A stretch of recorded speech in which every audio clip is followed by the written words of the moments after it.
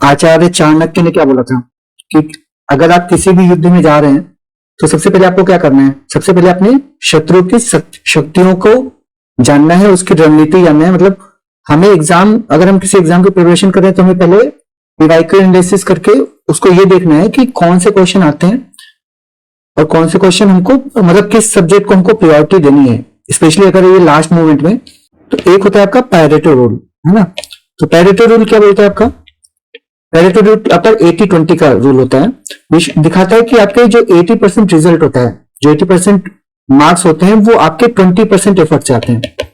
80-20 मतलब 80% रिजल्ट आपके 20% एफर्ट से आएगा। तो 20% एफर्ट हम कहां पे लगाएं जिससे हमको मैक्सिमम रिटर्न मिले? तो उसके लिए आपको सब्जेक्ट वाइज मतलब डिफरेंट वेज में पीवाईक्यूज को चेक करना, मतलब एनालिसिस करना चाहिए कि कौन कौन से ऐसे सब्जेक्ट्स हैं जिनका क्वेश्चन कई बार आता है।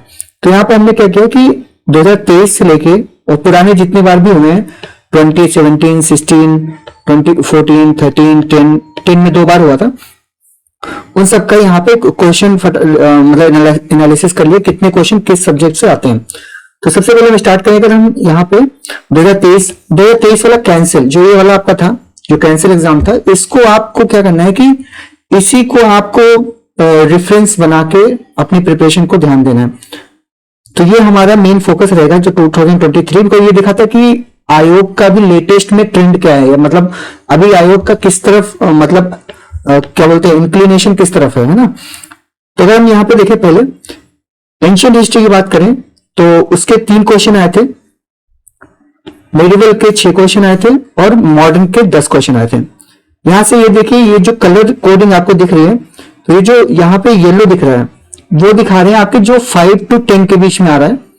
तो जो येलो है यहाँ पे, ये इनका मतलब क्या है कि आपका 5 to 9 टाइम्स अगर क्वेश्चन मतलब 5 to 9 क्वेश्चन आ रहे हैं तो आपका येलो है। और रेड वाला जो है इसका ये दिखाते हैं आपका मोर देन 10 क्वेश्चन, 10 और मोर।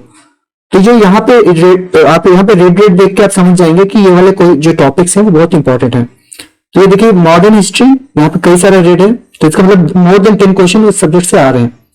तो modern history, Indian geography, world geography, फिर आपका यहाँ पे देखिए तो पॉलिटी के भी 11 क्वेश्चन थे, पहले भी 1-2 बार आ चुके हैं। फिर इकोनॉमी के भी 11 क्वेश्चन पूछे थे। फिर आपका यूपी स्पेसिफिक भी 11 क्वेश्चन थे 2023 में, और करंट अफेयर्स के 18। तो ये आपके जो प्रायोरिटी एरियाज हैं, you can based on this you can prioritize. इन सब्जेक्ट्स को आपको पढ़ते समय थोड़ा सा ज्यादा ध्यान देना है। तो क्विकली 23 का देख लेते हैं। तो एंशिएंट के 3 क्वेश्चन थे, एंशिएंट के 3 थे, मेडिवल के 6 और मॉडर्न के 10, इंडियन ज्योग्राफी के 16 और वर्ल्ड ज्योग्राफी के 11 क्वेश्चन।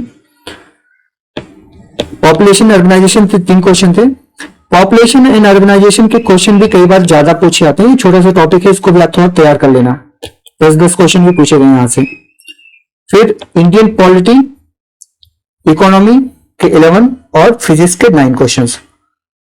तो अगर आप साइंस में देखें तो साइंस के अच्छे खासे क्वेश्चन आते हैं, खासकर फिजिक्स के 9 क्वेश्चन पूछे गए थे। उसके पहले बायोलॉजी के 2 बार 10-10 क्वेश्चन या 12 क्वेश्चन पूछे गए थे। तो यहाँ पे इसका थोड़ा डिस्ट्रीब्यूशन, मतलब केमिस्ट्री के समझिए 2-3 क्वेश्चन ही आते हैं, लेकिन अगर हम देखें तो फिजिक्स के क्वेश्चन पहले कम आते थे, सडनली 9 क्वेश्चन आ गए।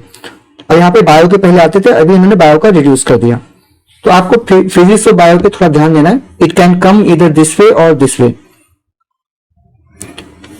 बाकी करंट अफेयर्स वाली साइंस, उसके 2-3 क्वेश्चन रहते हैं। फिर इन्वायरमेंट जो और उस ज्योग्राफी से रिलेटेड पहले तो कई बार पूछे गए थे, लेकिन उस 4-5 क्वेश्चन आते हैं एवरेज।